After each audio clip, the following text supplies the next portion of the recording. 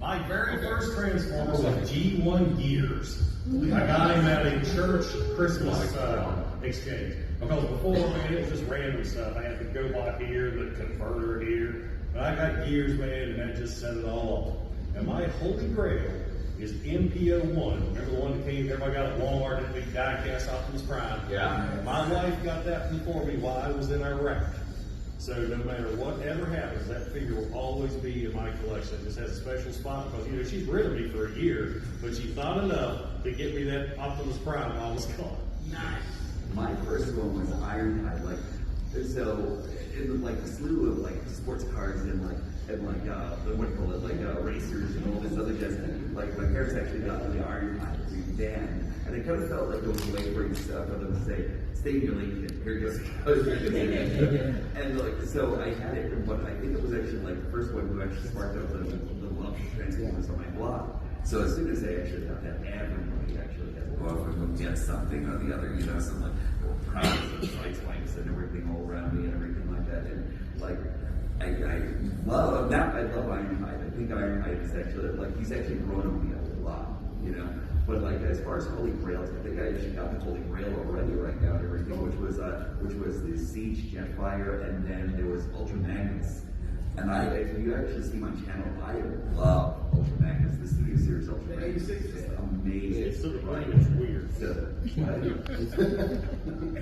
No, I'll talk about it. My first one was the Lux Revenge of the Fallen Bumblebee with a flip-out cannon. I don't have it anymore, but I want to get one again someday. But I actually just picked up the figure that I wanted the most. That was the original Masterpiece 3 Starscream in the military colors. I thought the story behind that was the coolest thing in the world, and I just found it yesterday. So, happy I came.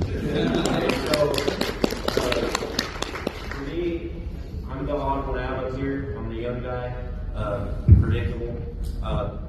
07 was my first toy line and movie. So, the toys were kind of relatively new when I first watched the movie. So, I come home from school one evening. I'm in preschool still. So I come home from school and there's a box with my name on it with stars on it. Little stars. So I open the box and there's a 07 concept Bumblebee in there for me. I still have that thing to this day. It's been 15 years and I still have that toy. It still sits on my shelf, surrounded by the rest of my line, but it is front and center on my shelf, and I want everyone to know that was my first toy. And I have another copy sealed above it. Nice. And my holy grail, I actually don't know anymore. I don't know anymore. It was a Galaxy Force Galaxy Convoy. I finally got one of those, and it felt like my collection could rest for a while, I guess. I have to remove it. It won't, you know. I've spent a sacrilegious amount of money this week. Yeah, my first ever Transformer was 1984, Toys R Us. I went with my grandma to look for Optimus Prime. I ended up with a Megatron.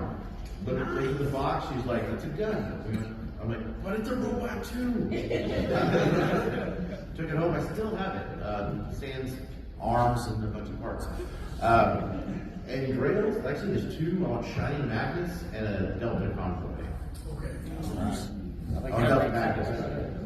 My first ones were G1 Prime and G1 Bumblebee. I don't know which one I got. I just remember those were the first two I had. I don't know which one came first. And then as far as Grails, it's always changing. Once upon a time, I thought I'd never have a G1 Fort Max, and then the Encore came along. Now I have a G1 Fort Max in Baltimore. I never thought I'd have a G1 Scorpion.